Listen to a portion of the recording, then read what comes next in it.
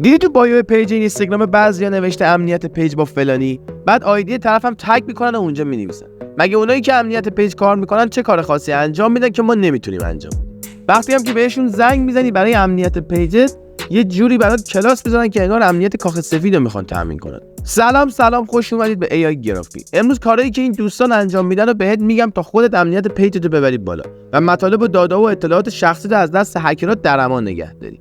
برای اینکه اینستاگرامت هک نشه اولین کاری که باید بکنی اینه که یک رمز قوی برای پیجت بذاری. متاسفانه 90% پیج شماره موبایل شخصیشون رو میذارن برای پسورد.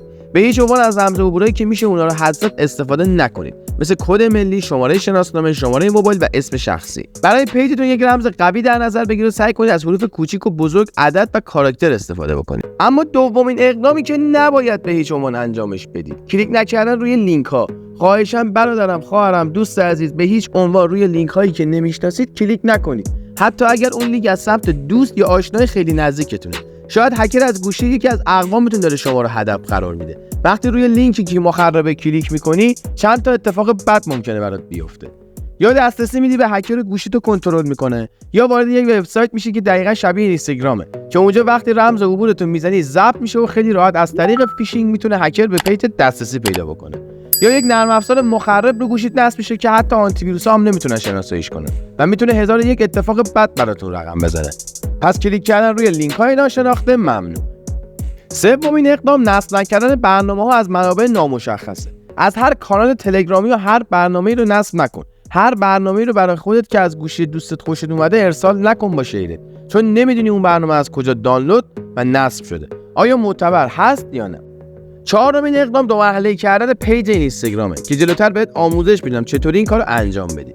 دو مرحله‌ای کردن به این صورته که حتی اگر هکر رمز عبور پیج شما رو هم داشته باشه، باز هم یک کد 6 رقمی الزامیه تا بتونه وارد پیج بشه که اون کد 6 رقمی یا از طریق SMS برای شما ارسال میشه یا توسط نرم افزار گوگل اتنتیکیتور که برای گوگل و شما فقط به اون دسترسی دارید. برای فعال کردن این قابلیت ابتدا وارد گوگل پلی یا اپل استور بشید.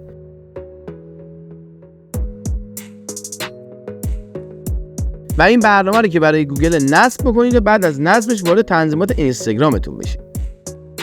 روی قسمت اکانت سنتر ضربه بزنید و روی گزینه پسورد اند سکیوریتی کلیک کنید.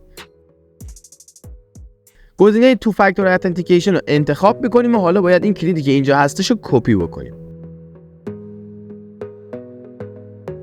وارد نرم افزار گوگل اتنتیکیتور بشید و روی گزینه به علاوه کلیک کنید. در اینجا باید یک اسم دلخواه برای حسابتون بسازید. ترجیحاً من اسم پیجمو میذارم. حالا اون کلیدی که از اینستاگرام کپی کردید رو در اینجا قرار بدید، روی دکمه اد بزنید. یک کد 6 رقمی به شما میده که اون کد 6 رقمی رو باید داخل اینستاگرام وارد کنید. الان هر 60 ثانیه یک بار رمز دوم شما تغییر میکنه و هر بار که بخواید ورود بکنید به اینستاگرام بعد از وارد کردن رمز اصلی که همون ترکیب حروف و اعداد و کاراکتر بود، از شما رمز دومم میخواد که رمز دوم شما میشه این 6 تا عدد. برای فعال کردن رمز دوم به صورت SMS هم دوباره به مسیر قبل برید و این سری به جای این گزینه روی تکست مسیج ضربه بزنید. یک کد برای شما ارسال میشه که بعد از وارد کردن اون کد قفل دو مرحله شما فعاله. تمام کسانی که امنیت پیج شما رو دارن و شما دارید در ازای اون هزینه پرداخت میکنید دقیقاً همین کارو انجام میدن. اگر ویدیو براتون مفید واقع شد مرسی که چنل منو سابسکرایب میکنید.